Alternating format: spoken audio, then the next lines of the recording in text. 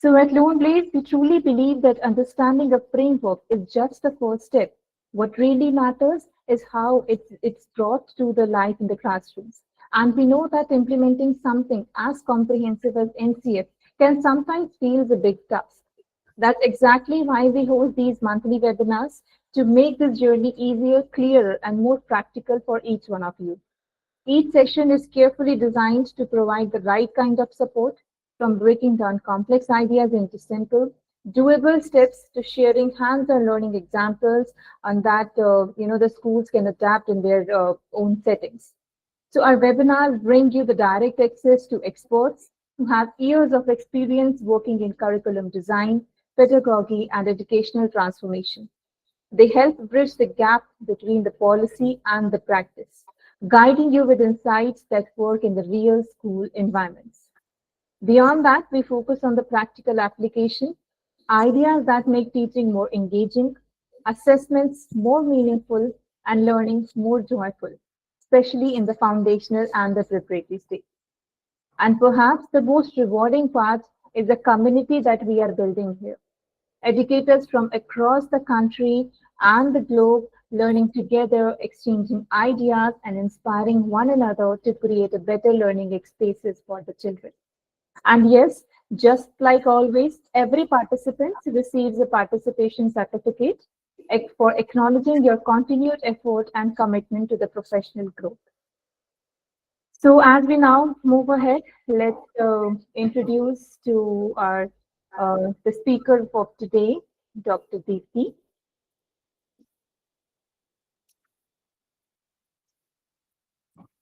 So we truly are delighted to be joined by Dr. Deepti Chaturvedi today, a dynamic educator leader with an exceptional record in school leadership, curriculum development, and accreditation frameworks.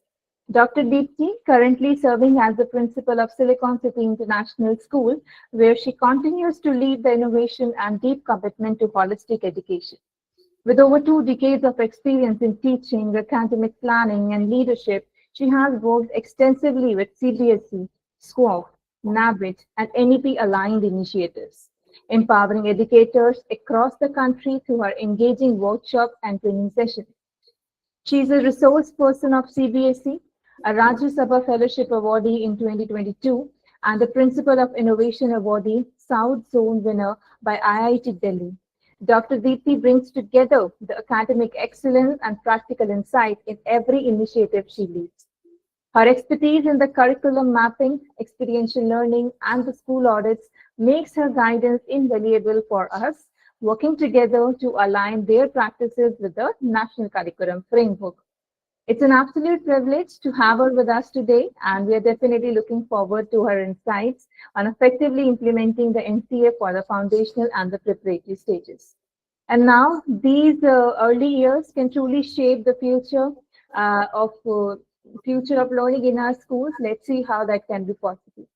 So before we hand over the webinar to Dr. Deepti, let's first see what is in for us today.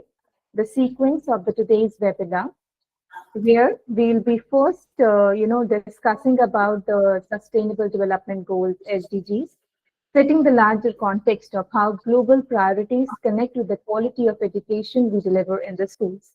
From there, we'll move into a quick recap of NEP 2020 and NCF 2023 to ground our discussion in the vision and framework that guides today's session. And then our main focus will then unfold. We will then unfold the NCF Foundational and Preparatory stage, where we'll explore what these years mean for learners and how schools can make the transformation meaningful. Following that, we will be further looking forward, to the shift from vision to practice, turning the NCF principles into the practical strategies.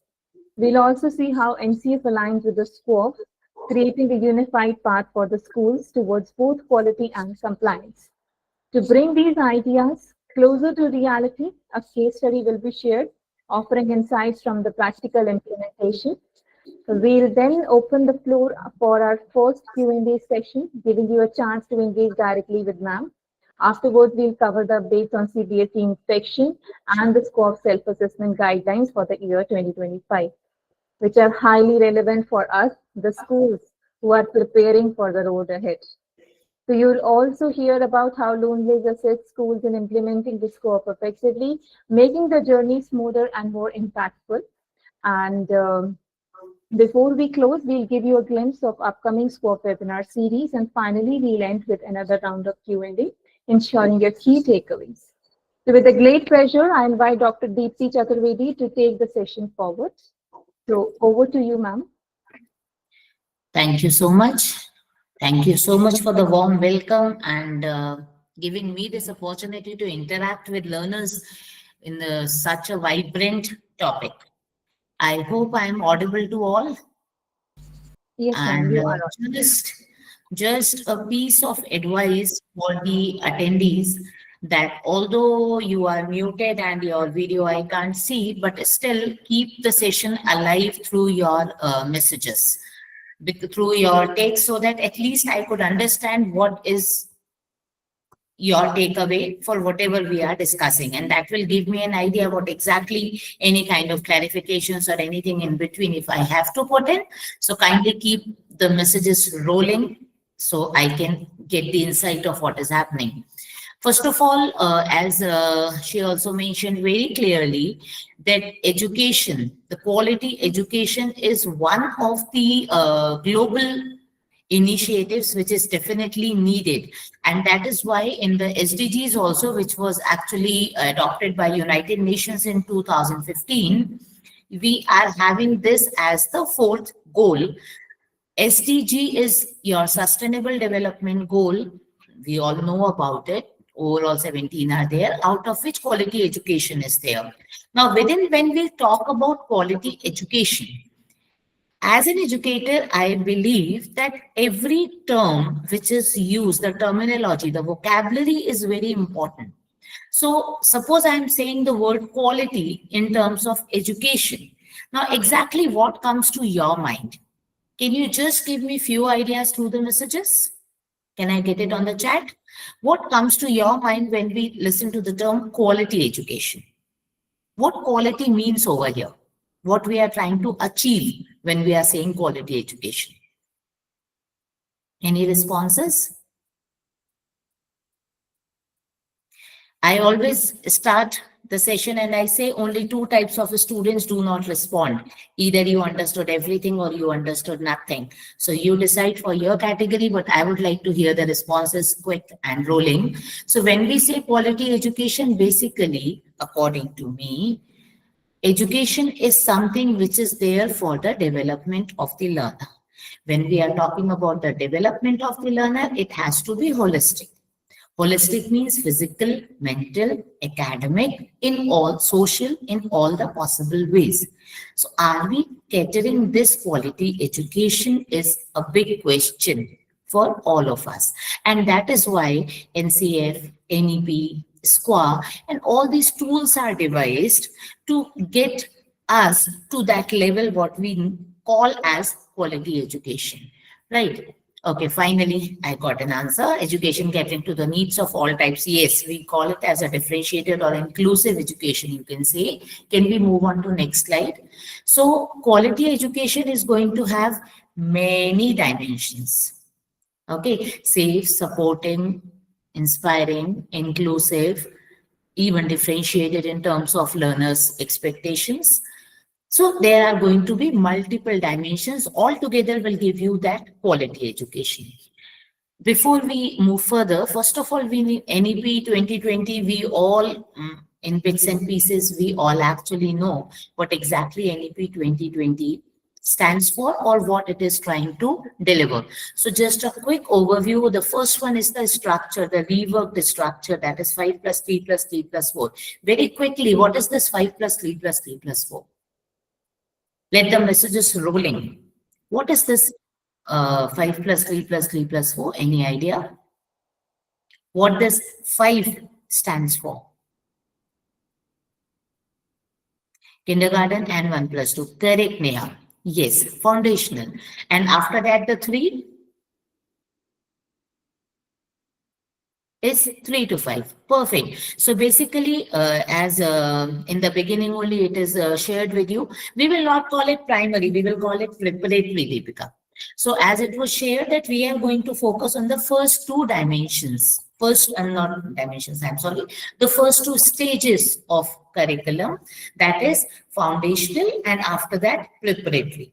And after that, of course, you have middle and then you have the secondary thing. So earlier what we were having as 10 plus 2 only, so 10 years and then 2 years and then we are just summing up, looking into the need of breaking down the education system, breaking down the curriculum in terms of age appropriateness of the learner. We have got a wider approach, that is 5 plus 3 plus 3 plus 4. Now, foundational literacy and numeracy, FLN. Now, FLN itself is a big thing. Why I am insisting big over here? Foundational literacy and numeracy, when we talk about, this is actually the foundation of what all your child is going to continue in rest of the stages of education.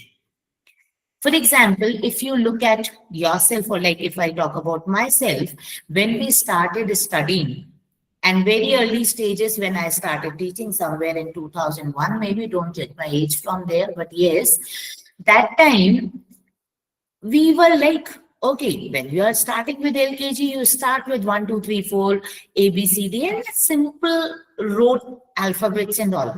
But the child does not understand and cannot relate with 1, 2, 3, 4 directly. You say 1, he will say 1, you say 2, he will say 2. But why and what is going on is something is not, connectivity will be missing. So before starting with actually the numbers, we have to give them a sense of pre-number concept. We have to give them the sense of patterns. We'll talk about that later. But unless you give them the connectivity with alphabets, the connectivity with numbers, the connectivity with what they are studying and what is happening in real world, beyond that, how they are going to apply. Once these things are there, then only the further learning of further grades is possible. So foundational literacy and numeracy is there to make that basic structure of learning. Third one, of course, a little debatable topic is that mother tongue or the local language. Yes, at least till grade 5, if needed, a little bit extended. See, mother tongue or local language, you can have a debate that parents expect English to be there, or others will say for understanding mother tongue is better. Both are correct at some point of time, but mother tongue or local language will definitely give you an edge over getting connected with the child, because there you are able to explain the learning objectives, the content part to the learner in much easier way, where he can relate with you. And of course, that can be translated later on in the language that you are looking at, preferably English that we say. So NEP says that looking at the learning aspect, looking at achieving learning objectives and outcomes, it is preferred that we go for mother tongue or local language, at least in the beginning years till class 5. That includes your foundational and preparatory stage. Then, of course, reduced rote learning is something that we are talking about from years, even way before in NEP also.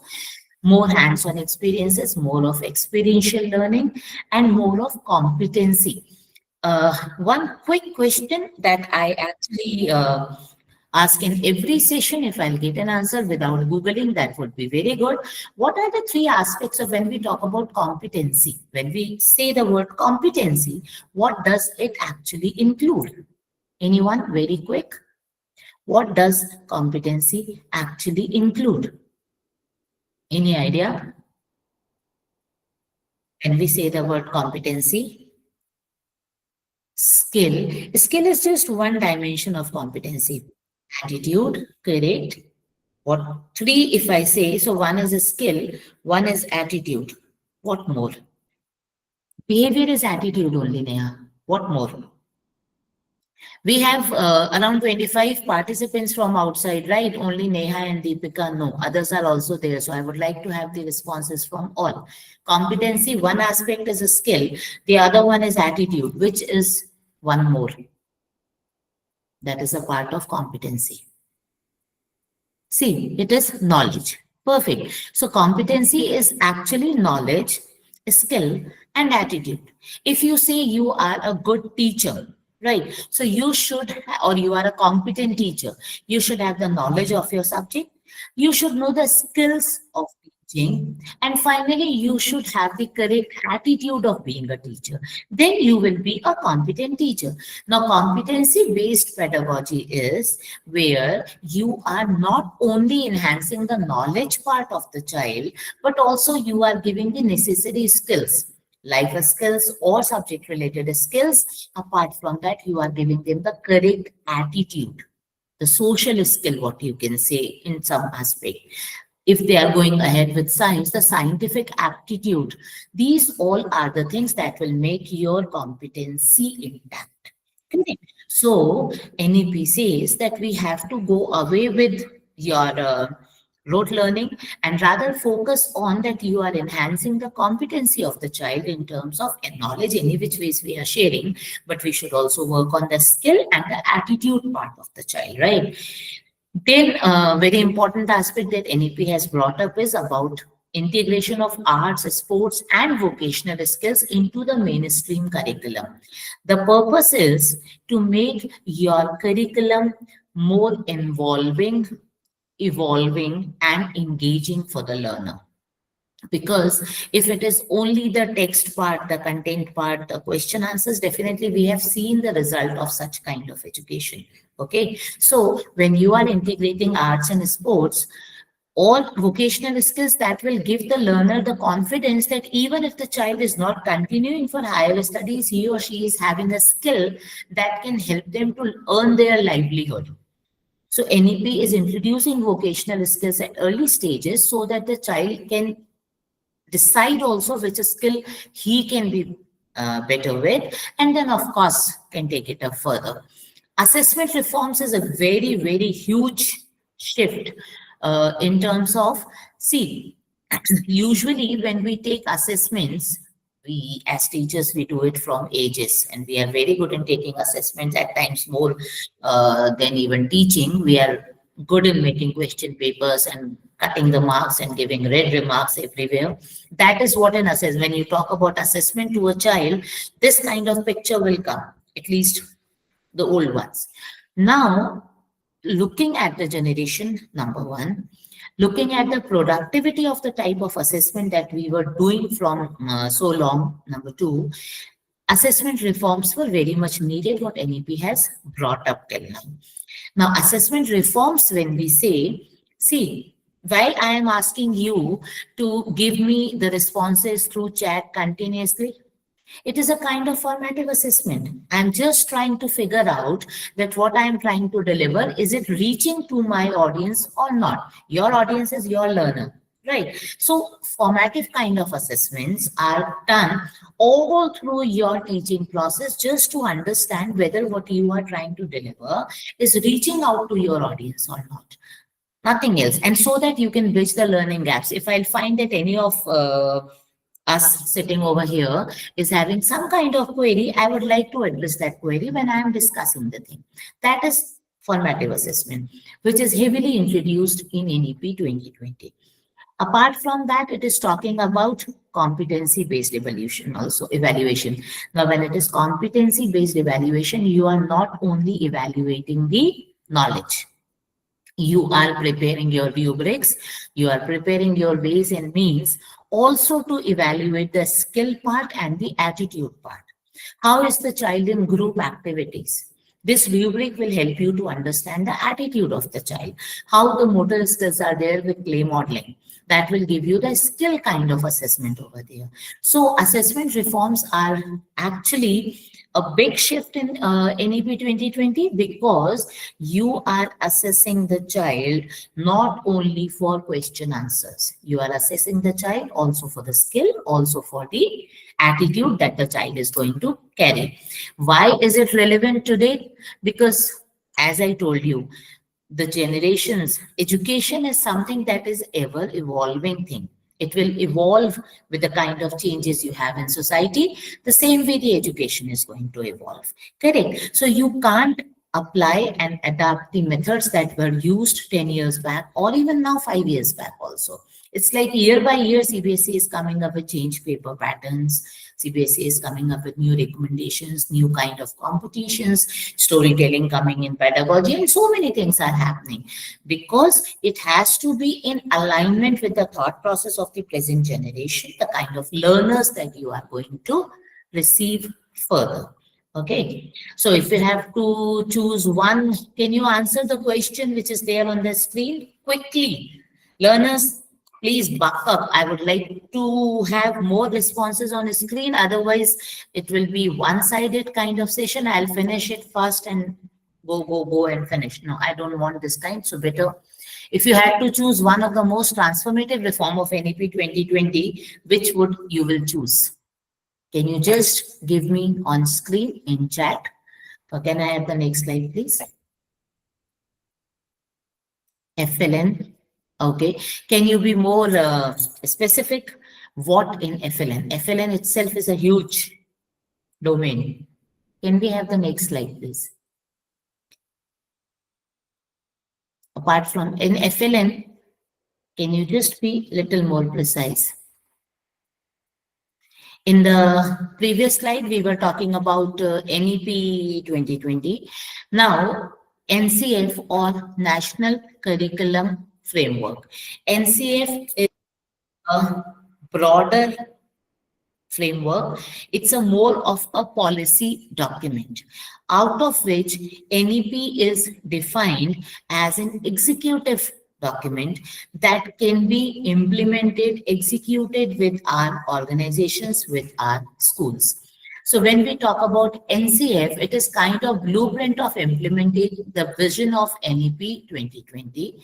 It sets the direction for what children should learn, how, see, 5W1H, there is a concept, right? What, when, where, who, why, and how. So basically, this NCF is going to give you what should be taught, when it should be taught, where, means in classroom, beyond classroom, how you are going to teach it. Your classroom is not the only place where learning is happening. Why? What if we are saying that FLN has to be in foundational stages, then why? Why has to be answered? Because if why is answered, how becomes very easy. Right. So in different stages of schooling, what has to be done, why it has to be done, how it has to be done, that all is covered under NCF. As we discussed, yes, Deepika, I agree. As we discussed the structure as 5 plus 3 plus 3 plus 4, we have 4 stages now. And the core principle is, like, first is competency-based learning with clearly defined outcomes. Now, I hope as an educator, you understand the importance of outcomes. Suppose I'm starting the session today here, but I am not having any clear idea of what outcomes I am looking at the end of this session.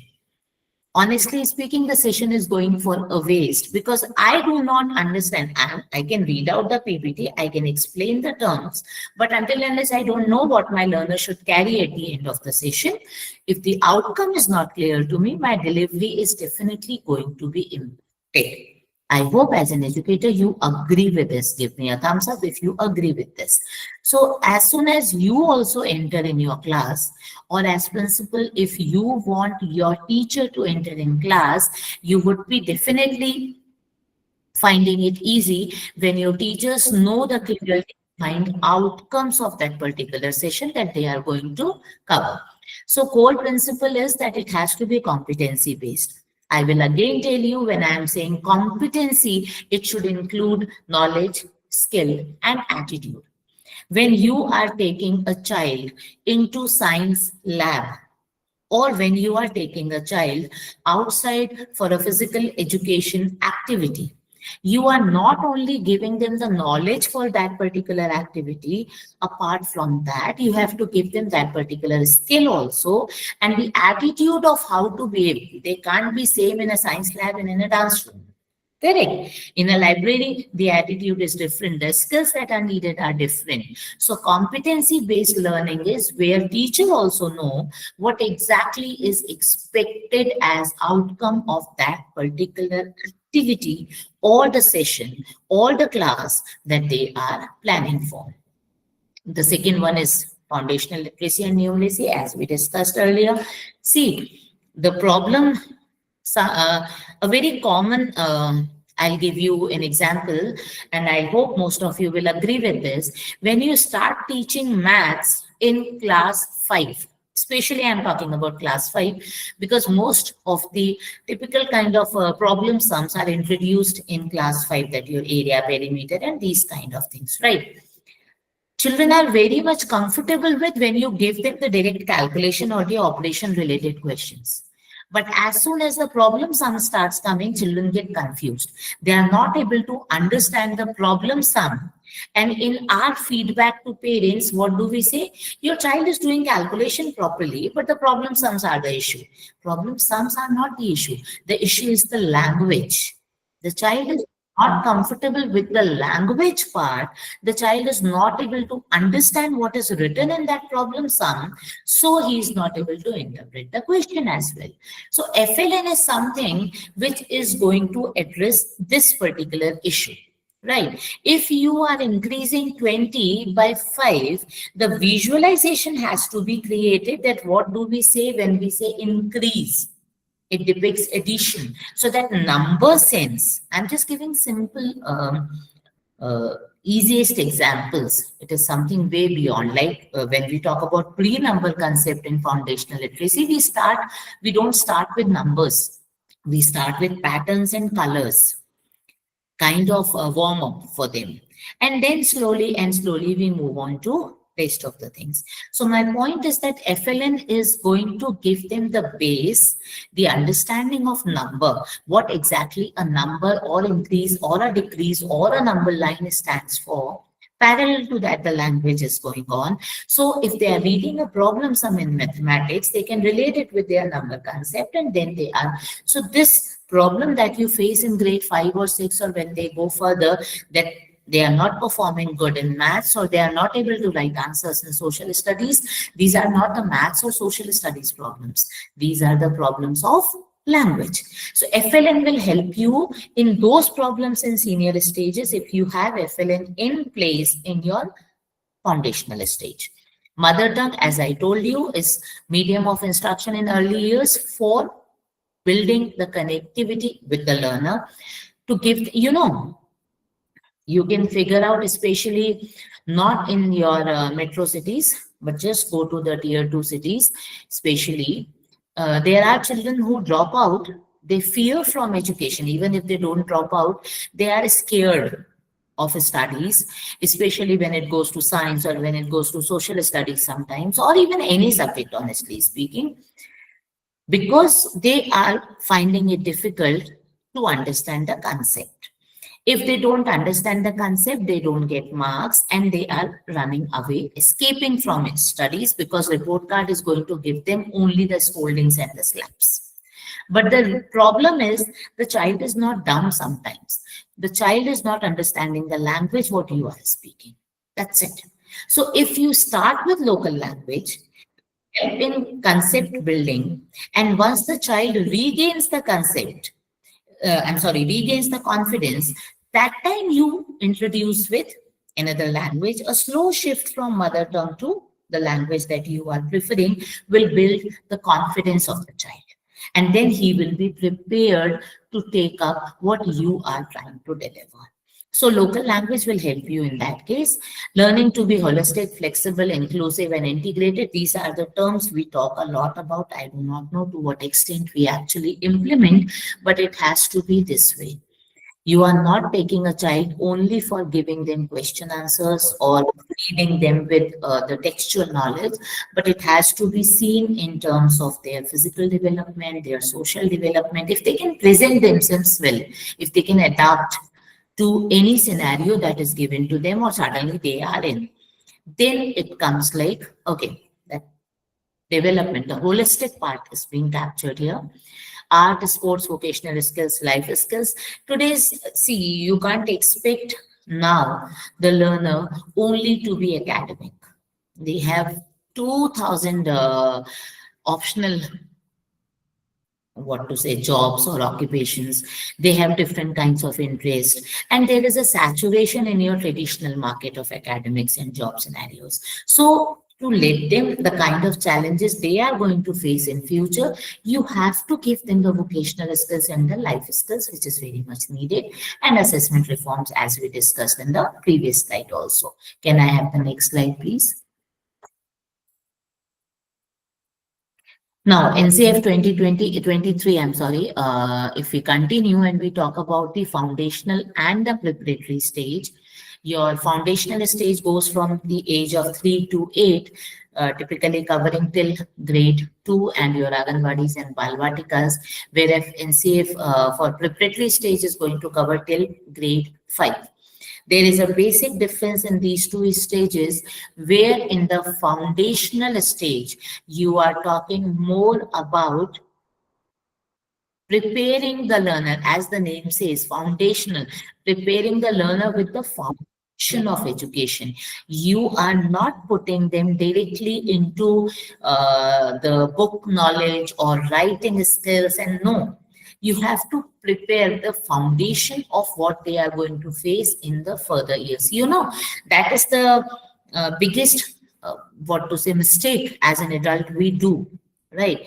Initially, they are very young. At the age of 3 or 5 or 7, they can't argue with you. They will have to listen to the parents. What happens is you force them. You have to finish this one page of writing. You have to do this. You have to do that. They will do it. The moment they'll find themselves out of the control of the parent or the teacher, they will be away from studies, because they are not connected. They are not taking the ownership of what they are doing. They are just doing because you are shouting. That's it. So foundational stage is something where actually you are introducing them to the education system, okay, in a very informal way. For us, it is formal. We are planning everything. For them, it is something where they should love the learning space that they are in.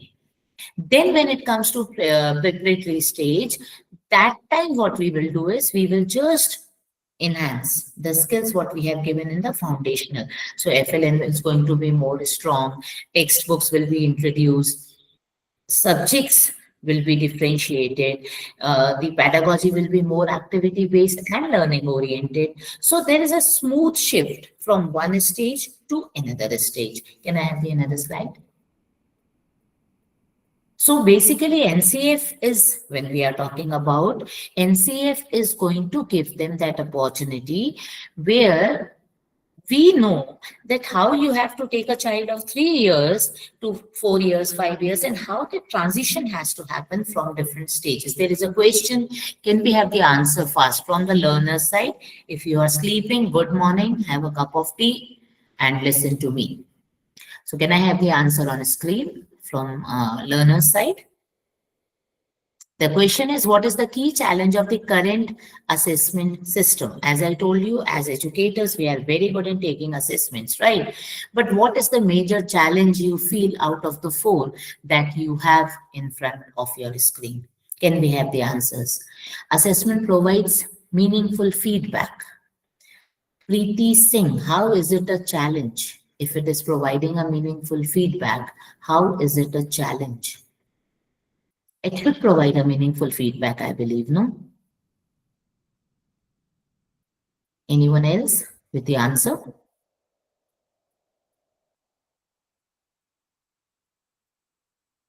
Shall we do a wake-up call to all the participants? Okay, Fusion Skills is saying C. Neha is saying it is too diverse and lacks standardization. Okay. A, assessment is too focused on competency-based learning. Key challenge, if I say, please read the statement C once again. Assessment is often mechanical and promotes rote learning. See, if it is too focused on competency-based, yeah, to some way we can reduce a little. If it is too diverse and lacks standardization, I little disagree with, because now we have structures in place from CBSE side also, and with too many trainings of ECC and other things. But still, the major challenge, according to me, this could call for a debate, is that assessments are mechanical. We have predefined structures, and session after session, year after year, we use those structures, and we do not focus on the group of learners which is changing every year. Correct. And that is basically, we are checking more of their knowledge. Our assessments somewhere, please be honest, check in your institutions, our assessments somewhere, at the end of the day, they land up to academic knowledge. Group activities, physical activities, social emotional assessments, that assessments are still lacking in any educational institute. And I believe that that is a key challenge for any assessment system that we are following as of now. Can I have the next slide, please? You can keep your question for the end, Venugopal. We'll definitely answer your question. Can I have the next slide? See, if you want me to be awake, I would like to see more responses on a screen, quick responses actually. Now, if we come to the foundational stage, the vision we have discussed, how it has to be converted into practice is what the question is. You know, the biggest challenge of foundational stage is, I'm sorry, I'm going to give you a very cheesy kind of example, but when you see a child of 3 years, 4 years, 5 years, if they are with their parents, we get often when inquiries come to school also, and you start talking to the child, hi baby, how are you? How are you doing? And they will suddenly try to hide behind their mother. They'll not be willing to communicate to you. And as soon as some guest is coming at home, you will find your the toddler, or if you go to someone's house, you will find that suddenly the toddler is behaving weirdly. They'll start either over laughing or something, they'll spill, the cry, something. That all are where they are lacking in their social emotional skills, where they are not comfortable in getting connected with a stranger, or even in a group of people, they don't find themselves secure. You will find parents who say, my child does not play with others, he does not talk to others. Or my child is hyperactive. As soon as he sees a group of people, he starts jumping from one couch to another, and these kind of things will come to you because they are not actually knowing how to handle their own emotions. Here, I want everybody, even if you are sleeping, wake up and listen to me, that it is very much important from the beginning stages, I am saying, nursery or LKG, I am saying, for a child to train them to understand their own emotions. Sometimes a young child of 3, 5, 7 years of age, suddenly they get irritated. Suddenly you will feel they are throwing everything, they are not listening, they are showing tantrums, they are not sleeping well, they are not eating well. They are feeling something which they are not able to express. Correct. And that time, if you insist them only for writing or learning something or tell me a rhyme or something like that, that will definitely not work. So here the socio-emotional skill comes in where we need to work. And another thing, curiosity. Even at this age, of course, I'm not very old, but at this age, curiosity is there, right? So whenever any remark comes, or whenever I take a session, or whenever I talk to any other group of educators, I try to pick up and try to implement and figure out how this could do better. Curiosity is the key of learning from day one. You have seen children, they will go to all the dangerous spots at home, even if it is a socket, they will try to switch on and off, they will try to figure out why and what. Correct. So you have to channelize that curiosity. Foundational stage is giving that channelization to that immense energy that they are carrying within themselves, the bunch of emotions that they are carrying. This is not the age for teaching. Teaching will happen definitely, but before that, you have to prepare them to take what you receive, actually, what you are going to deliver.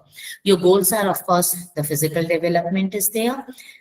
In physical development, your motor skills, the hand-eye coordination, and the healthy habits. During the lunch break, have you ever gone to your classrooms and taken a round as a principal or even as coordinators?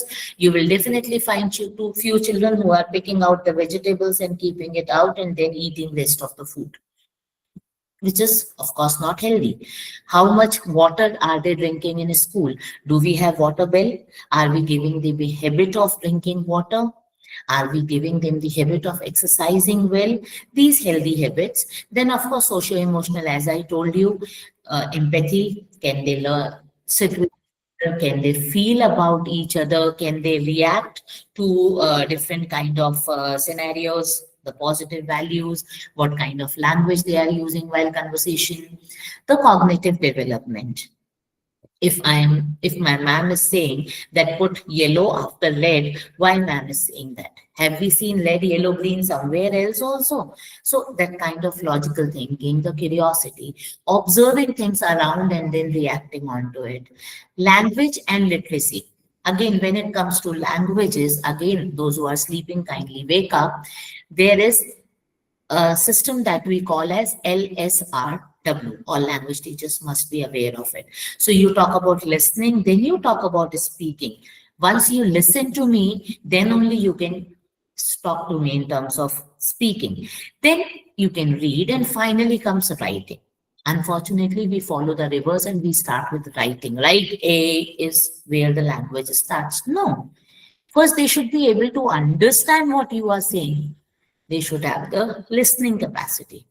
Then aesthetic and cultural, they should enjoy music, they should enjoy dance, they should enjoy the movements and the beautiful things around, and then positive learning habits, the concentration. You know, the biggest problem that students nowadays, I'm talking about foundational stage only, that they have is they are mostly coming from nuclear families. They are coming from both working parents.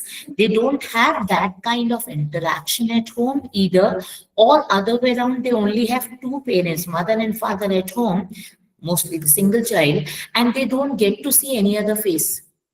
So when you talk about empathy, when you talk about enthusiasm, when you talk about art and music, you will not get that kind of responses that earlier students could be. That group, that collaboration is your job in the foundational stage to deliver. Can we have another slide, please?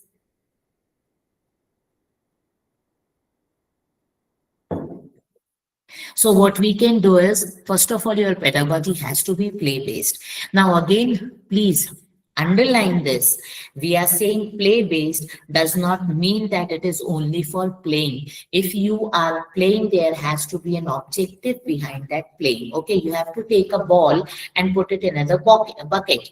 What is the objective? What they are gaining out of it is something that as an educator, you need to figure out. It is not only for playing. Okay. Then, of course, activity-driven stories, rhymes, music, drama, games. You become a child with them, but don't leave your objective behind. Learning out of the playway method is something which is very much important, Deepika. Then learning through exploration. Leave them out in your school campus sometimes.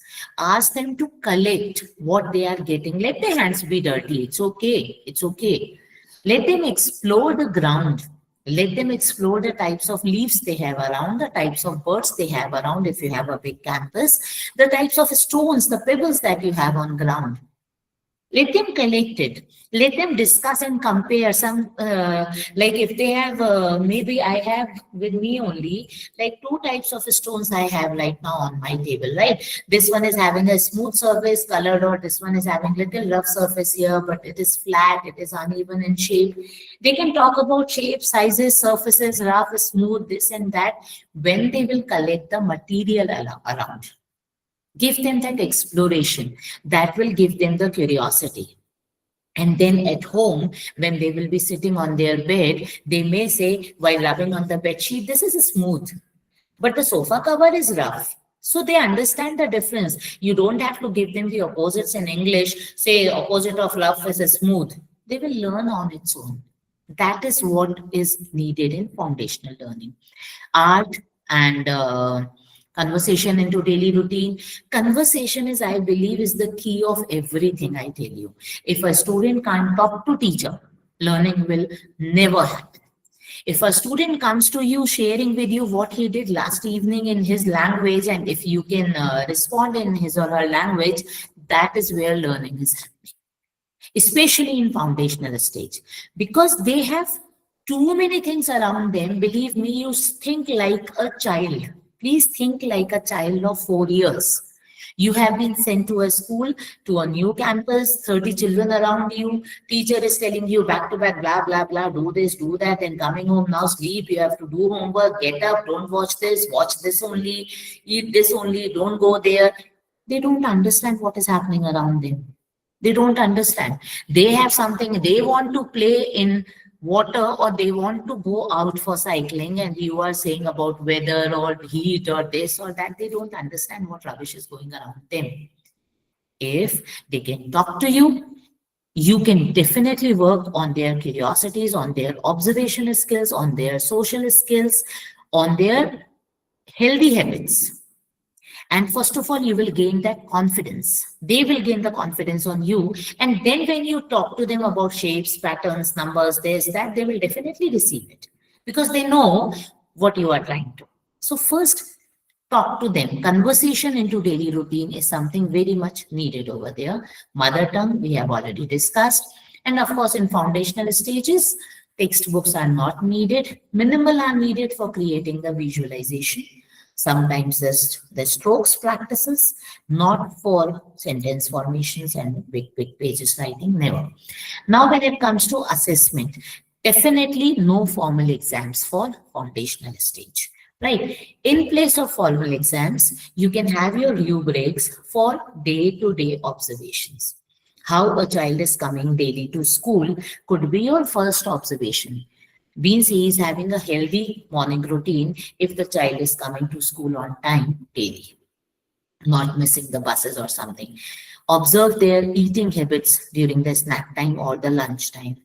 Observe how they are maintaining their bag or their space of sitting in a school. Observe their language skills by giving them a small task. Okay, I have this with me. Tell me about this. Let them see whatever they have in mind. These kind of small assessments will give you many observations or many conclusions about the child that you can take as your result.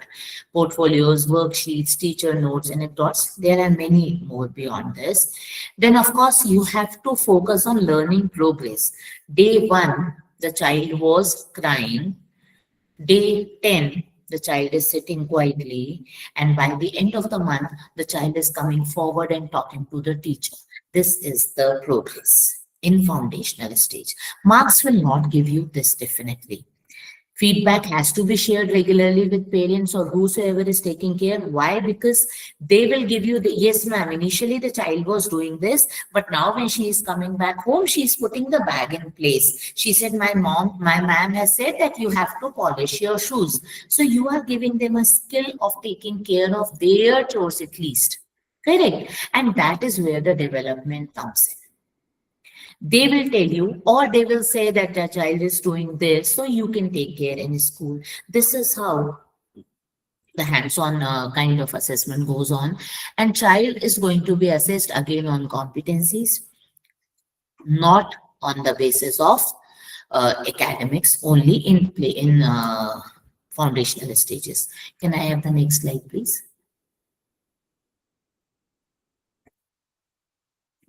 I just have to take this call for 1 second. I'm sorry.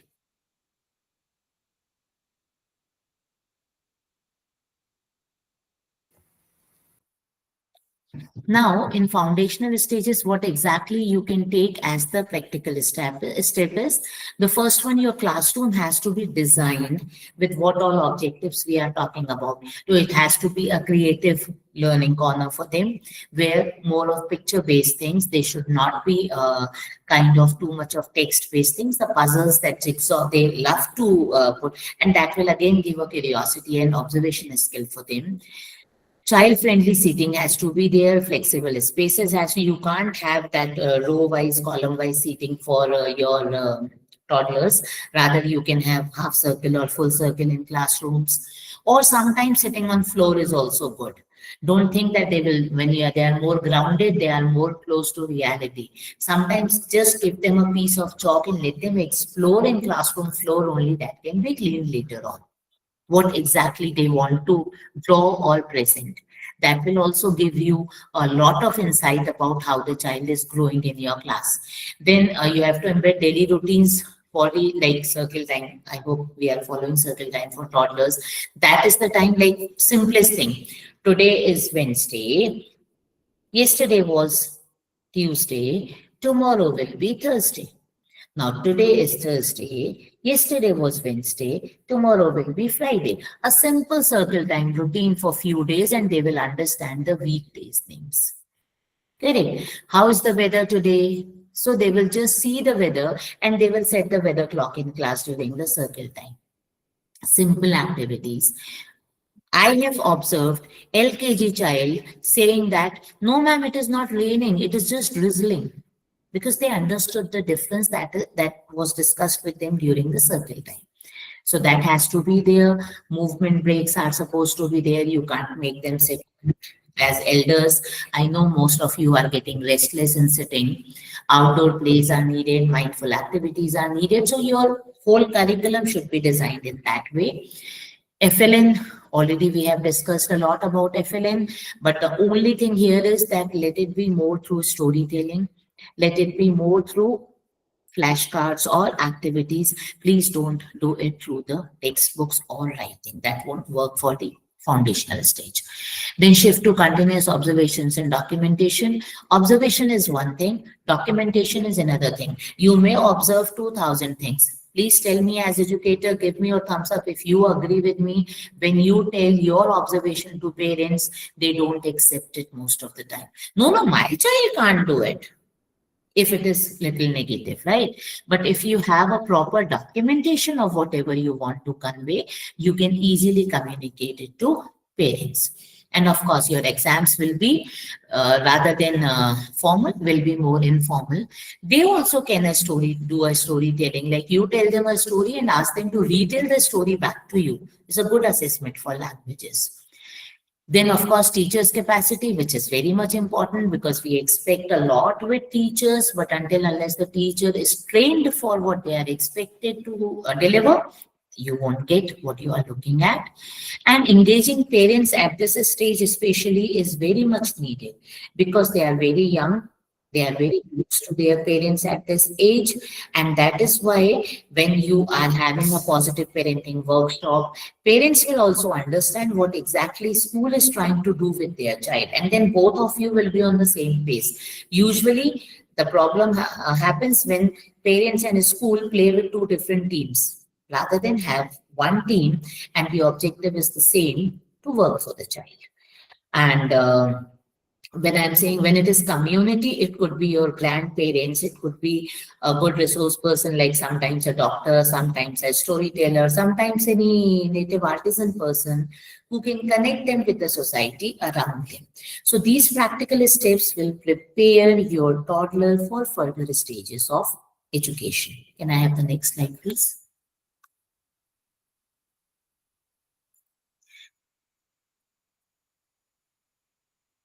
Now coming to the preparatory stage, which is just after the foundational stage.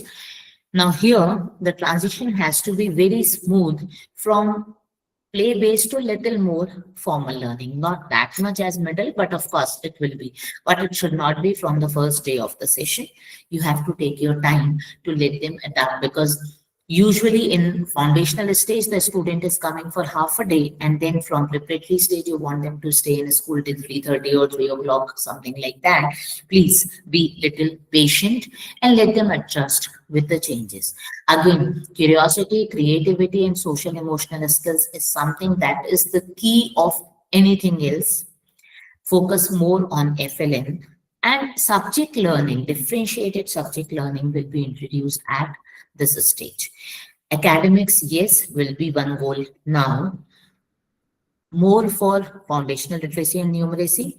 And now a little subject bifurcation as languages, mathematics, and EVS will come in. EVS will have a combination of few things of socials and few things of science as age appropriate. Now, when it comes to cognitive, see, inquiry when comes. I do not know how many of you actually know the inquiry-based method, but inquiry-based method is something where the teacher is not providing the answer at all. You are just giving them questions, inculcating their curiosity, and they are answering you. From their answer, you will take another question, and finally, from first question to last question, you will lead them towards the learning objective. There, you are actually catering the logical thinking, you are catering the creativity, you are giving them the problem-solving skill. Too many things are coming when you are using the cognitive inquiry-based method. Social emotional, yes, the child is supposed to work in a team. Sometimes you have to give them even the opportunity for leadership. They have to respect. Now here, when respect comes in, please, again, those who are sleeping, good morning. Remember that respect can never be commanded, or it can never be demanded. Means you stand in assembly and you start shouting on students. I have seen some of you are not respecting the helpers out here. You have to behave this way. You have to do this and that, all blah, blah, blah. You are giving them as a lecture. But when you yourself moving in the campus, you are not wishing even the other staff or your teachers properly. If you are not talking politely to your colleagues or staff members, students will never learn to respect. They will follow you. They will definitely understand the environment and they will behave according to that. Correct? So we have to practice what we preach and then they will adapt it slowly. Self-confidence, again, please make sure that every child in campus is getting the opportunity to be noticed. They want attention of the teacher. They want to be praised. They want appreciation for motivation. And that will boost their confidence, right? Everybody give me a thumbs up fast. Just let me see whether you are awake or not, or you are sleeping. Everybody. Good. So at least my students are not sleeping. Happy to see. Okay. You know what I did right now is something that you should do in your classroom after 20 minutes. Everybody hands up. Just clap 3. Somebody is clapping 4 and you point out on them. So just a 2 minutes break will break the monotony and then they will be back to class and they will be ready to listen to you what you are trying to deliver. Then, of course, aesthetics and physicals we know, and life skills. You know, more than your academics, now the time is where they need the life skills. Okay, they should be prepared to adapt to any kind of situation that they are going to receive. So your goal for preparatory stage now is their foundation is set. They are ready to receive academics, but don't give it again only as academics. Rather than you tell them, see, this is an apple. Now you tell me what you know about it. Let them come with red, let them come with sweet, let them come with Himachal Pradesh, let them come with Apple iPhone. My mother is having iPhone of Apple. My father is using Apple laptop, so they are integrating with technology. They will come up with 2000 answers. I don't like Apple, I like Apple, I saw a green apple and this and that. Then you focus on where you want to lead this discussion according to your learning objective. That is how the curiosity, the integration things will happen all together. Okay, can I have the next slide, please? So basically, teaching is the underrated job. That is what I feel till now. Okay, we are supposed to analyze the learner and then deliver. The same Apple example may not work every time, and you have to change the object or you have to change the question. Can I have the next slide, please?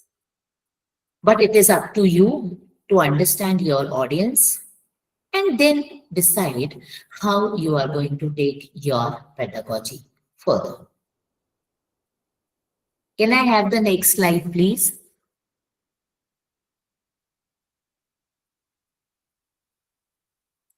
Now, in preparatory stage, coming from pedagogy to assessmenting, of course, it will again be activity-based.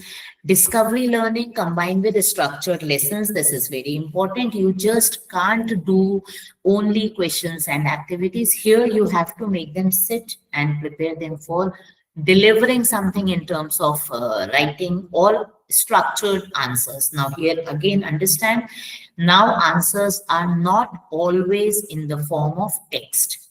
You can have graphics when they are answering. You can teach them how to answer in form of a flow chart, how to answer in the form of any graphic organizer. But yes, now it will be little structured. Project work, group tasks, problem solving activities can be the part of your pedagogy more than your foundational stage. Art, sports, of course, will come in your daily timetable. Local context and real life examples will continue further stages also, and very important here also. Like when you are talking to them and you are trying to teach them, like suppose I am sitting in Mysore and the Chamundi Hills are the major part of Mysore, or Mysore Zoo is known everywhere. So children are very well connected with Chamundi Hills or with Mysore Zoo. So when I am going to teach them something about deforestation, I'll not give them the example of Himalayas or Aravallis. I will give them the example of Chamundi only. I can give them a old picture of Chamundi and a new picture, current one of Chamundi. I am blessed with having Chamundi as my boundary wall only. So I can show them, see, you can check that part of the hill which is not having the plantation at all. So that part of soil can come. So I can explain the concept, giving them what I have around, rather than connecting them with something which they have not seen or they have not observed. And YouTube videos cannot be effective every time. More than that, what they see, they learn, is kind of thing.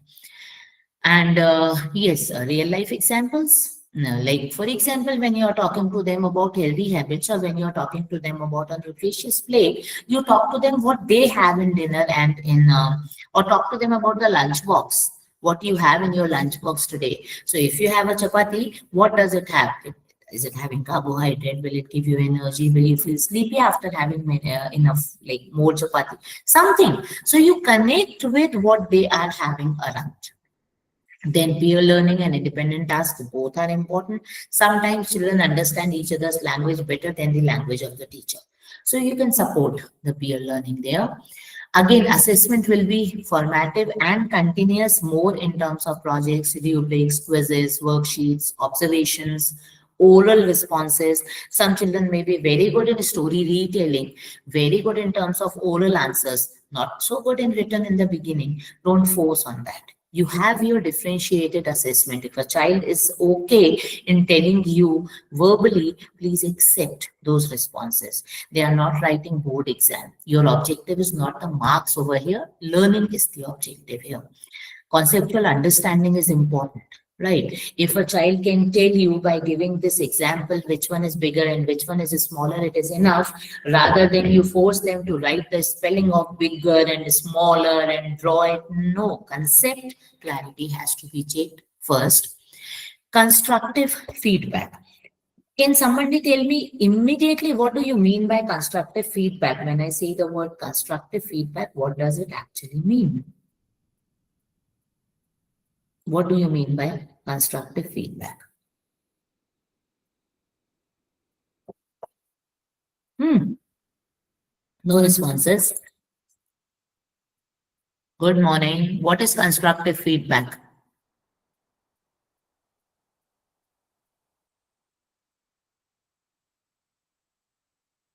This is not good. Are we awake?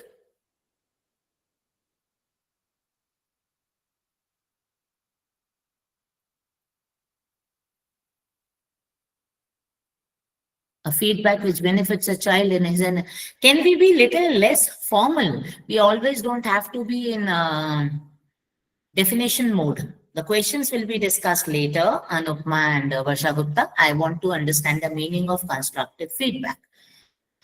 Positive feedback, not always. If you have a negative feedback, you will not give. You have to give now. Constructive. What is the meaning of constructive here? objective, sorry, but not exactly, specific, little close.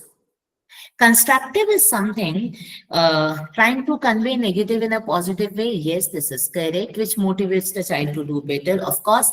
But what exactly the child is supposed to do after your feedback is constructive feedback. Means, if I'm seeing the notebook, your child is doing very good in terms of writing. It's average. The child is the focus of the child is little missing, and not so good in maths, doing good in English. Now, you tell me honestly, will the parent be able to understand where they are supposed to work with the child? Good in English, not so good in maths.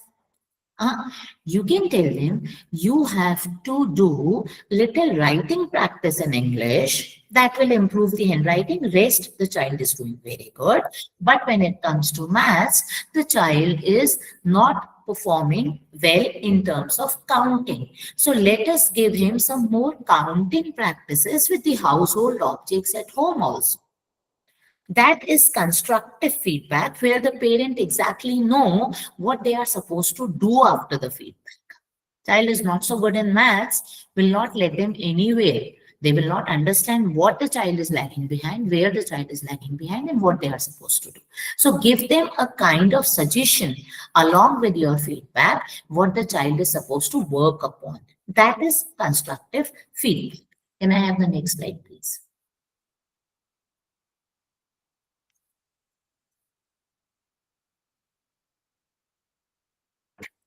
Now, practical steps, as we did in foundational, here also, the classroom has to be encouraging, which should have a lot of group work and discussions among themselves.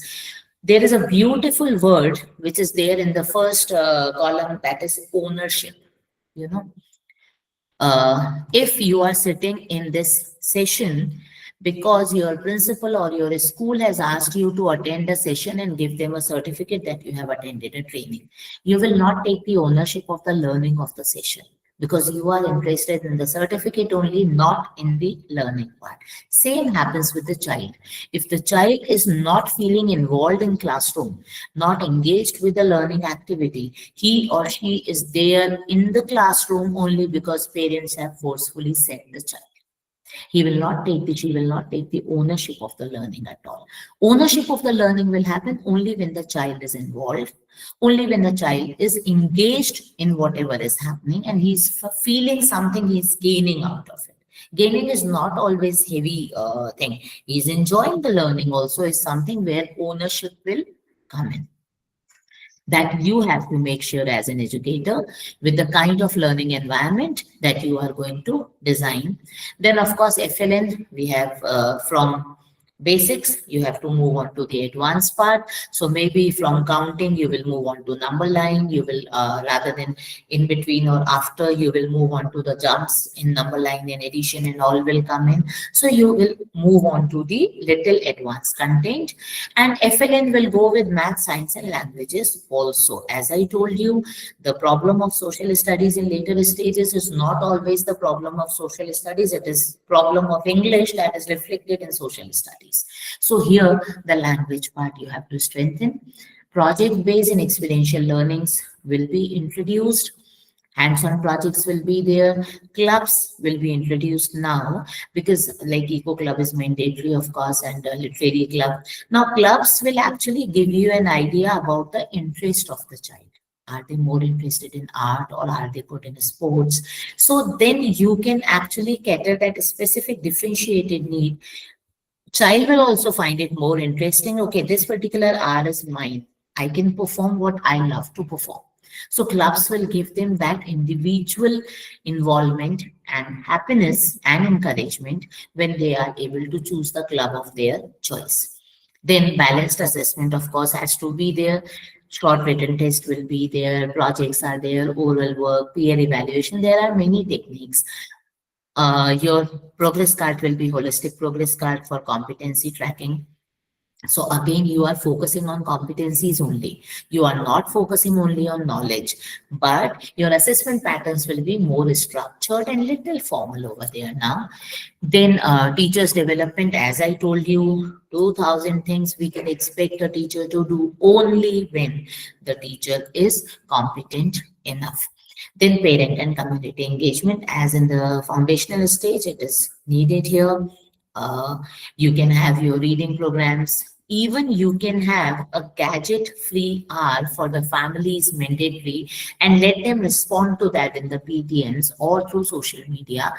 Parents will find it very interesting. Children will find it very interesting. And when you do it from the school side, it will be a new, because now we are so apt to gadgets that we are having 2 hours without gadgets will be a kind of fun and adventure for them.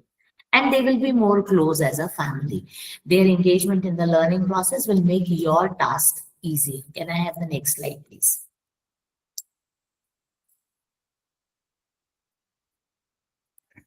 Now, we have done about NEP, the glimpse in the beginning, NCF 2023. Now, we have to integrate the vision of NCF into SQAAF. SQAAF, as we all know, I hope you know, it is the accreditation system for the schooling, which will promote the you to get that quality structure in your school under various domains. Now, SQA is stage-wise learning outcomes you have in NCF, but how much have you achieved it is something what SQA, when you're going to do that assessment part for your school, you will come to know that this is what is expected and this is where your school is. So SQA is needed for that. Child-centered pedagogy that we are talking for so long, that also will be reflected in your SQA, and competency-based and formative assessments, priority of FLN. Now, SQA is actually when you take the parameters of SQA and you are going to check your school against those parameters, 40% part is going to pedagogy and then rest of the things, you will come to know how efficiently you are planning your curriculum, how efficiently you are prioritizing FLN, how your multilingualism approach or holistic development or professional development of teachers also, which is one domain of SQA, or joyful learning, how much you are aligned with the expectations of NCF, that judgment you will be getting from is when you are going to take yourself or integrate your NCF vision with SQA. Can I have the next slide, please? And stage-wise, I'm sorry. Then, of course, these are the basic domains that you will be encountering when SQA is there, like curriculum and planning. So annual curriculum and pedagogical plans, ACPPs are there. Now, ACPPs are something that are going to give you the, that is a kind of Bible for your school for that particular academic year. Everything, your curriculum, your assessment structures, your timetabling, your skill subjects, everything will be in that ACPP. You can refer anytime, you can go back to any previous year ACPP, and that will actually help you to document how exactly your curriculum and non-curricular things are supposed to be documented. And the mapping of curriculum is going to be very easy for you. Pedagogy, which is of course the biggest domain for the schooling system, for education system, and for SQA. So teacher training record, definitely you need it. CBSE is also giving guidelines on that. Classroom observation reports, learning activities, how you are doing. And now we are supposed to share that with parents also, because parents are very keen to understand. So photos are activity sheets, project reports will be the part of your portfolio also. Then assessment will be there, how you are maintaining the portfolio of the school. Portfolio is not only just a document. Portfolio is kind of journey that the student is actually how the session begin for him or her and how it went along. So the whole year journey is compiled in the portfolio. It has to be planned in this way. The samples of work, the teacher's observation, rubrics, evidences, everything will come in that. Then monitoring and review, because you can plan many things, but how much has been implemented, where were the gaps? That will come only after constant monitoring and review. That also needs documentation. So minutes of meetings, curriculum review, then action points will be. The action points are actually your constructive feedback kind of thing that you were giving to children. So this was found in the review meeting. Now what has to be done to make it better? Feedback reports from all the stakeholders, and then documentations of improvements based on review findings of previous meetings, so before and after evidences, and then of course FLN. So these are the things that for quality schooling for NCF, from NCF and SQAAF, they will come together. And SQAAF domains are designed on the basis of the aspects which are there in front of you on a screen, what NCF expects and what SQAAF helps us to maintain or achieve. Can I have the next slide, please?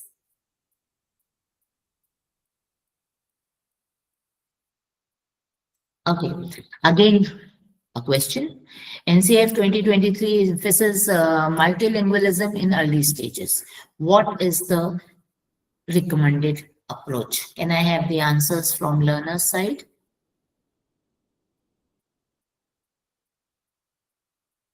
The question on the left-hand side of your screen, what is your thought on that?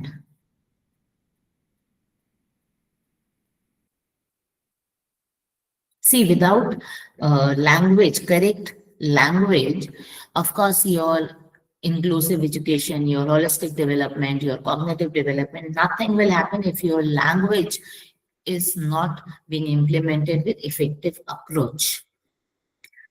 So there, you let me know what exactly we are talking about. The 3 languages for foundational stage.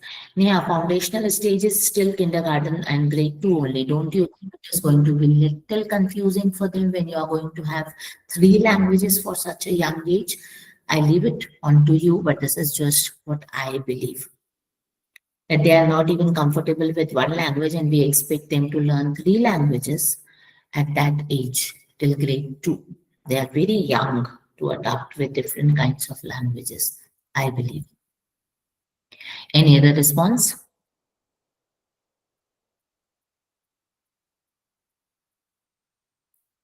Learners, good morning. Actually, good evening now.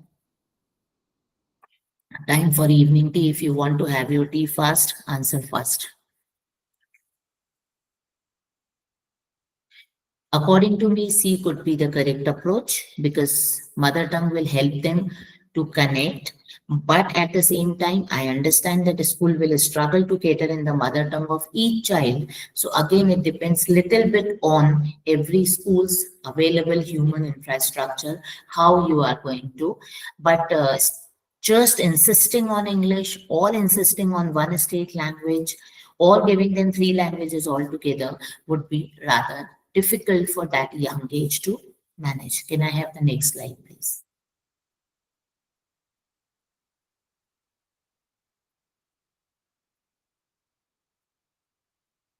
Now, this is a case study. The study is from some random school ABC, where the teachers and the parents are having the concerns about the students' progress in the early stages. Actually, early stages only more concerns. I hope you are having the same experience that they have in the foundational stage. Children lack age-appropriate foundational FLN skills and they struggle in recognizing simple words. My child can't sing even one complete rhyme, or the child is not able to read the sentence, but my neighbor's child is doing it. And they entered in the preparatory stage. Then the transition was there from from foundation to preparatory stage. They were having the textbooks, they were having the lessons, but the children were not able to take up. that way. That was actually when the test time was there, children were getting more anxious. They were not able to perform what they were expecting them to perform. Teachers noticed low engagement. That I am saying from the beginning, first task is to involve and engage them.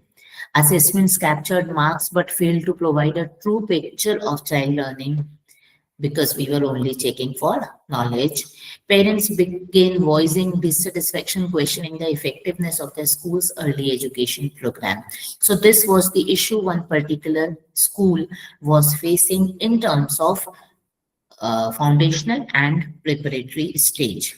Now, after the whole discussion that we had till now, can I have the another slide? We have already understood that the school has failed to implement FLN with the true spirit. Children were not engaged with the activities. Children were not having the age appropriate kind of solutions for the questions or the curiosities that they were coming up with. It was not a joyful activity based holistic learning, and teachers were not empowered for the pedagogical training. So, the solutions that they have come up with on the basis of NCF 2023 framework is that the developmentally appropriate curriculum, which is aligned to growth need of children, has to be designed. Foundational stages are supposed to be more joyful, whereas preparatory stages are supposed to be smooth. It should not be a sudden transition. Then competency-based assessment, where you are also assessing the skill and the attitude, not only the knowledge. And then teachers are empowered with their trainings and support. These were the things which were actually given as the solutions. Can I have the next slide?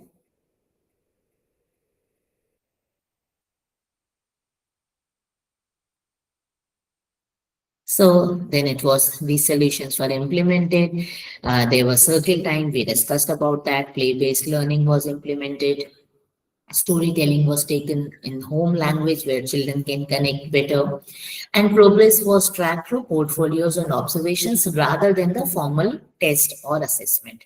Then preparatory stage, when the subjects were introduced, they were introduced gradually through projects, not just immediately, but in the beginning, first few simple projects and activities were done, and then slowly and slowly they came to the textbook part. It was more on child-centric pedagogy. Teachers were trained for that, and parents were engaged to the workshops, and even their feedbacks and what inputs they are giving from home were taken into consideration.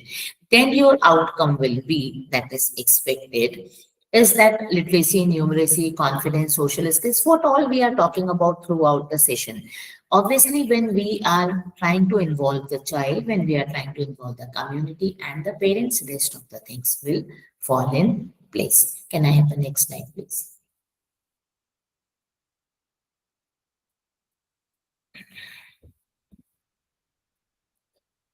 Finally, I think I don't need to read the conclusion. Rather, I would like every learner who is sitting in the audience, give me one line of conclusion that you have understood from the session. And I shall not remind you, you will answer if you have understood, because anyways, leave it. So what exactly your conclusion is? There is we discussed about a transformation of the school system using NCF and then finally aligning it with SQAAF, right? So what exactly you think, was that fruitful? What exactly is your takeaway? Could be your conclusion. But the only thing is, when you are engaging the learner, when you are using the pedagogical skills and pedagogical tools according to the stages of foundation and preparatory, how is it mentioned in NCF? If you are engaging the community and the parents through constructive feedbacks in your sessions, then obviously the responses, the assessment observations are going to be much better according to the outcome what we are expecting. Can I have the next slide, please?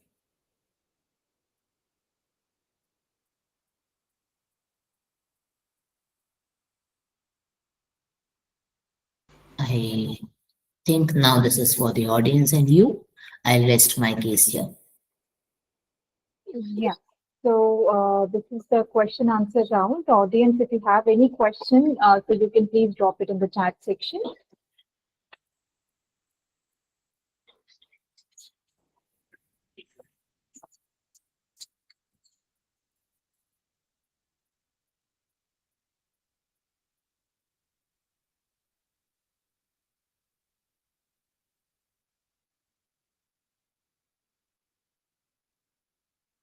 Any questions from anyone, please drop it in the chat section.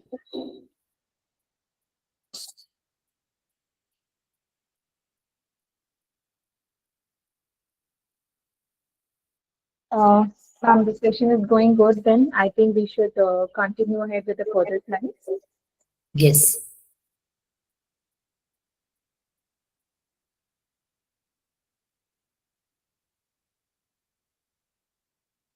Okay. So finally, I'll just read out this thing, that it is in the foundational and preparatory stages, the base for joyful, inclusive, and competency. We have discussed all three, this kind of learning, while SQAAF is going to ensure that whatever quality we are looking at, it is in practice and where the gaps are, and SQAAF will help you to bridge those gaps. Right?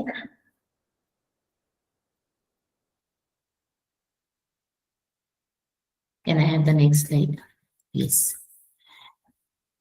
So I hope we all know that SQAAF is mandatory for all the CBSE schools. Again, 5W1H, what we say, till December 31st is the time. SQAAF portal is there. You have your LOC user ID and password, the same password and you have to use over there. And self-assessment, you have to do. The first step is the self-assessment. And when you're doing the self-assessment, wherever you are finding the gaps, you have to prepare a self-improvement plan, how to bridge those gaps, and then you have to submit there. Schools in SQAAF handbook, there are the detailed description of what all documents that we are needing. That is more than 1,500 documents and evidences that you have to prepare yourself with. And then the peer assessment team will come once you will go with your self-assessment. Can I have the next slide, please?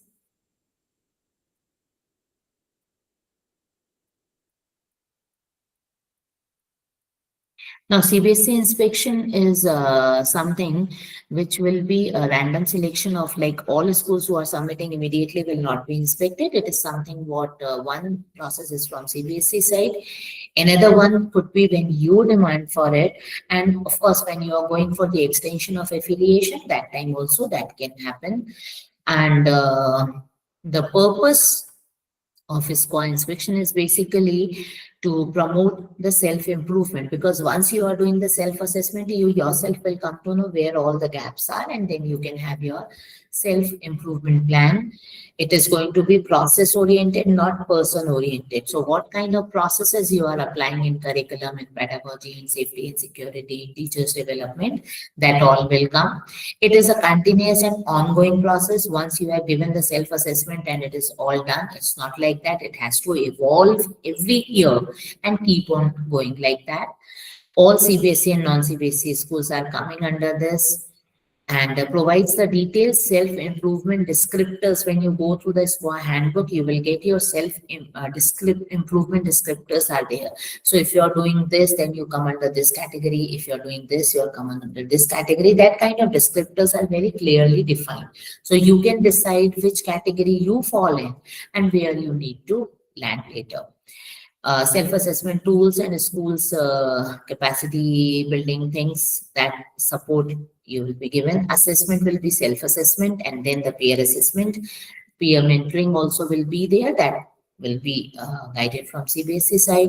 And finally, what outcome you will receive. As I told you, every activity should reach to an outcome. Here you will have your goals identified for your continuous growth further, where you want to take your school in later stages. You can identify those goals and then you can start working in that direction, is what is the purpose of this whole exercise. Can I have the next slide?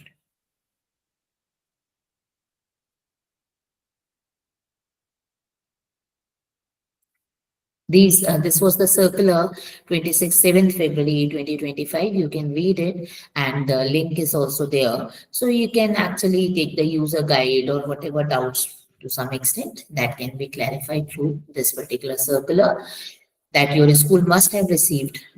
With the date is 27th February 2025. Next one. Yes, over to you. Yeah, thank you so much, Dr. Deepti, for this enriching and the practical walkthrough for the NCF. Both the foundational and the preparatory stages, your insights have given us a clear picture of how we can translate the vision into practice and align the classrooms with the goals of NDP 2020 and NCF 2023. And this is exactly where we at Luneblaze steps in as a partner in this journey. With over 8+ years of experience in the accreditation and school improvement, we have been supporting institutions in navigating both NCF implementation and SQAAF compliance with confidence. From organizing documentation and managing evidence to streamlining workflows, audits, and teachers training, Luneblaze provides an end-to-end solution that makes these frameworks practical and achievable for schools. Be it designing ACPPs and academic calendars, tracking events, conducting reviews, or offering 24/7 consultancy support, our focus is to ensure that schools are not just compliant, but are also future ready with systems that work seamlessly year after year. So now let's take a closer look at how we at Luneblaze support schools for each step in implementing these frameworks and make the quality assurance a smooth and impactful process. So here we go in the next slide, talking about how the things work. So we basically offer a comprehensive end-to-end solution that helps schools streamline their documentation, self-assessment, and compliance processes with ease. To begin with, we provide access to over 1,500+ ready-to-use documents and policy frameworks, which schools can either directly adopt or tailor as per their specific needs. Our platform also enables to effectively organize and maintain records, be it in the form of images, reports, certificates, evidence of the events, or anything in a structured form. So in addition to the documentation, our workflow management tools help the schools to delegate tasks to the right members, set deadlines, and track the overall progress, ensuring timely and accurate completion to all the SQAAF requirements. So as you all know, we host the monthly twinning webinars led by the SQAAF experts to let the school leaders and faculty members continuously build their understanding on the frameworks and stay aligned with the evolving standards. So beyond that, we conduct regular review meetings with the schools to look upon the schools are on the track in their SQAAF journey, along with update the schools on any sort of new developments, whether it is in the change of the CBSE SQAAF guidelines or any improvements on the features. So the teams remain informed and prepared. So for the ongoing support, our team is available around the clock 24/7 through phone, email, or WhatsApp, ready to assist schools at any step of the process. When schools are ready to file their annual SQAAF report on the CBSE portal, we guide them through the entire process, ensuring every detail is accurate, compliant, and meaningful. And finally, recognizing how uncertain that CBSE inspections can be, as Deepti ma'am told. So we also offer mock inspections or the audits in the school. This helps schools evaluate their readiness and identify any sort of areas of growth, areas of improvement before the actual CBSE visits. So in summary, our goal at Luneblaze is to make the SQAAF journey smoother and efficient so that the schools can focus on the growth and quality education while we are taking care of the operational and compliance side. Now with that overview, let's move forward on to see that how Luneblaze supported you on the you support you completely in the SQAAF journey. So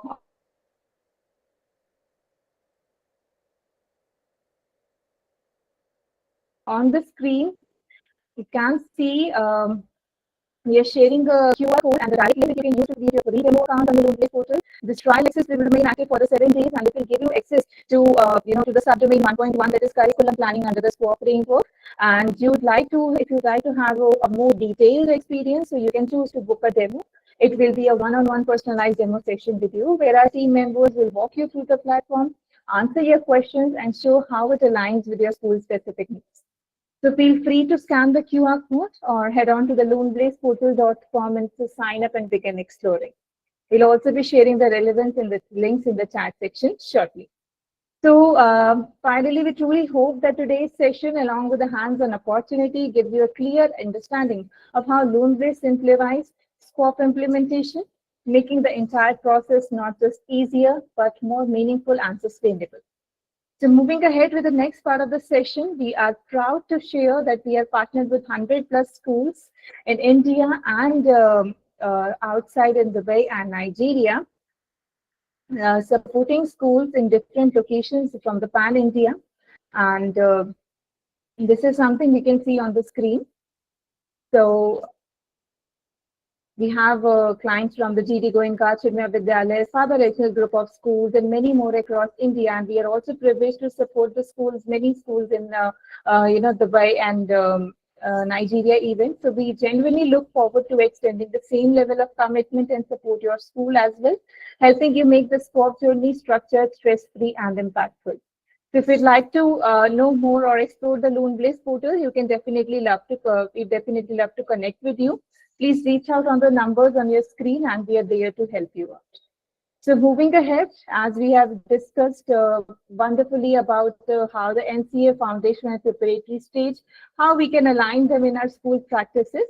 So moving ahead, again in the same month, in this October month, we'll be having one more session which will focus upon the NCF, middle and the secondary stage.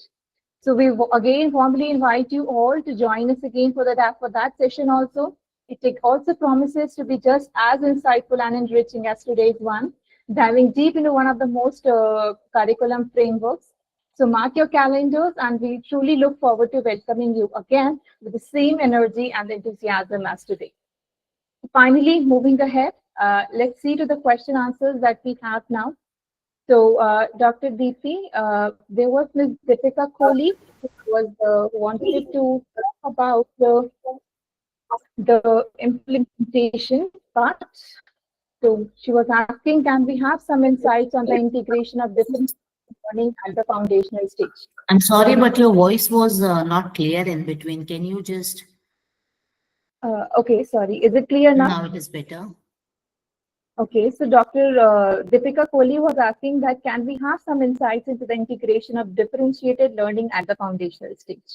At the foundational stage, think less about learning, think more about experiences, right? You are creating experiences for them in terms of fine motor skills. You are creating experiences for them in terms of speaking and listening, first of all. Writing is the last stage, right? So when you talk about differentiated thing, you have to first of all observe your classroom. You have to see what kind of students you have. That will happen during the observation only for 6 to 7 days. First week you take for that. Just give them simple identification activities, running around, or some group games kind of with different kinds of props that you have, or a storytelling, and observe that how they are involved in that storytelling, how they are reacting to the story that you are telling.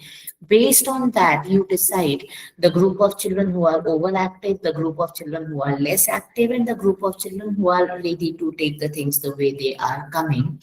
Then you plan your activities. When it is the group of more active students, you have to give them a little complicated in terms of that age so that they are more engaged over there. You have to identify somewhere you can give them a leadership group task kind of thing. So here learning is not that important, rather than how you are creating experience for your learner is important. So if your objective is about language, or maybe if your session is a storytelling, you identify the active children can be all, if you want to focus on shy children, they can be used for while storytelling as the characters of your story. Use them over there, call them slowly, ask them to push them forward to talk about what they are slowly and slowly. It is more activity based, Deepika, where you decide First of all, understand the characteristics of each of your learner, and then plan in this activity what you have planned where you can fit in. Yeah, thank you so much, ma'am. So, with Deepika Kohli, you have the option to talk to Deepika, ma'am. You can unmute yourself and discuss in case of anything.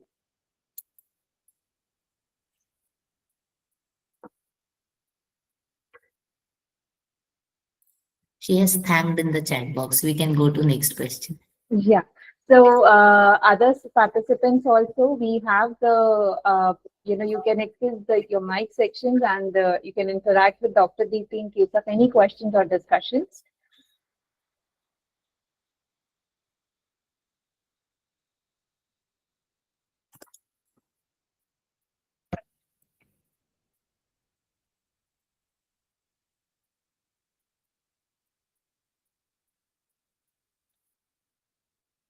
Jija Venugopal, your hand is raised. If you need to discuss anything, you can unmute yourself or you can write in the chat section.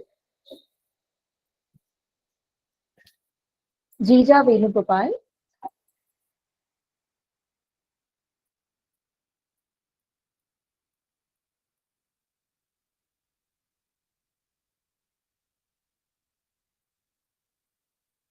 Yes, ma'am. Yes, ma'am, your hand is raised. Anything you want to discuss, please feel free to reach out. No, ma'am. The class is very effective, ma'am. Thank you. Thank you very much. Thank you so much. So Ms. Preeta is asking, how do we include the punch koshas as mentioned That itself is a huge topic that definitely can't be covered in 2 or 3 statements. Once you finish with the middle school and the middle and the secondary part, maybe in some next session we can focus only on the punch koshas, because it is something which is the basic of from where NCF has evolved. So I'm sorry, but it will take a huge time, so we can't cover it as of now over here. Sure. So definitely we'll plan up a session on punch koshas also very soon. So in the meantime, any sort of discussions, please feel free to reach out. So Role play is something, Deepika, which is like children do role play all the time of that age. They behave like their grandmother, they behave like the cartoon character that they see. You will observe that they can, okay, fine, you have a Doraemon Novita role play in classroom, and then you give them a task like how Doraemon is going to perform it or how Novita is going to perform it. Role play is very effective because they love to do it. But again, you should not get carried away with only with the activity rather than your objective of choosing an activity should be very clear. Objective should not be role play. Objective should be what you want them to learn. Then decide whether role play is going to be effective. But during storytelling, during sharing the observations or their experiences, yes, role play is very effective for language skills as well as for observation skills also. Give them a day where they will work like a teacher and you become a student. They will love the day and you will understand what exactly they are thinking about the class. So use it effectively. It is very effective, but again, role play is not the objective. It is just a tool. So you have to use it wisely.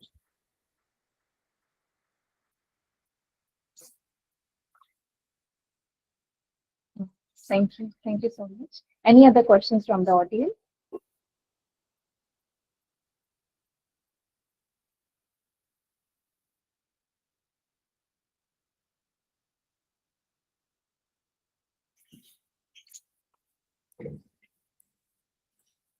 So I think there are no further questions.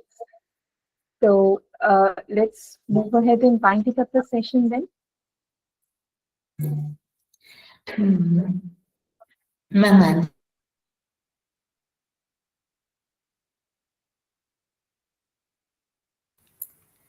I have an emergency. All right. So thank you so much to all the lovely audience, and thank you so much, Dr. Dinesh Chaturvedi. So for your valuable time. Yeah. Yes, I'm leaving Just for we are winding up the for session now now. immediately. I just have an emergency. Okay. Thank you so much. Thank you. Sure. Thank you. Thank you so much, everyone. So thank you so much to all the participants also. Your time, energy, and engagement have definitely made this webinar truly enriching. And we hope that today's discussion have given you clarity and confidence in approaching NCF implementation with the purpose and direction. So before we wrap up, just a gentle reminder that we'll be just sharing the feedback form in the chat section. Your suggestions will definitely help us continuously improve and design the sections accordingly. And you can do share your suggestions for any sort of webinars that we can plan to take ahead in the coming months. Also, regarding the participation certificates, this will be mailed to you on the registered email IDs, and you can even download from the, from the way you have registered to this webinar in this coming week. So at Luneblaze, we remain committed to supporting you, whether it's through the guidance on NCF, SQAAF, or a broader school development initiatives. So we look forward to walking this journey with you. Thank you once again for today, and we'll all see you all in the next webinar on NCF, middle and the secondary stage. Thank you so much.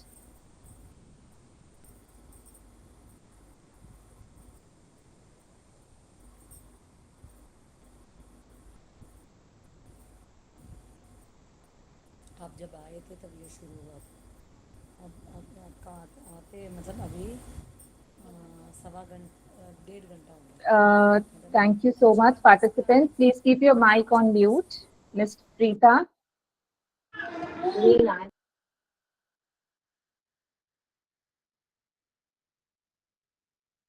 So feedback link, you can find it in the chat section.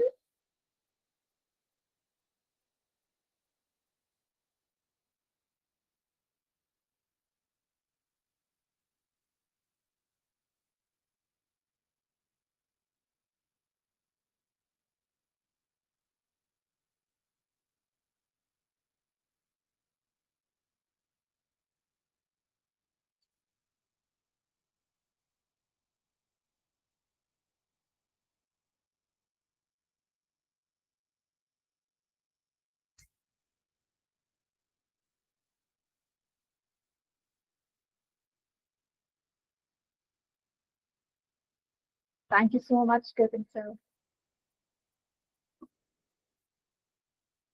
Feedback link is in the chat section. Certificates, you can expect it in the coming month. In the coming week.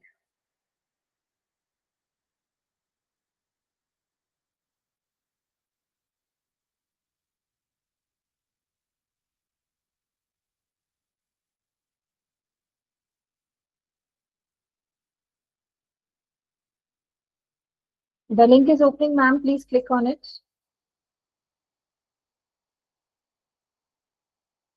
Have reshared it in the chat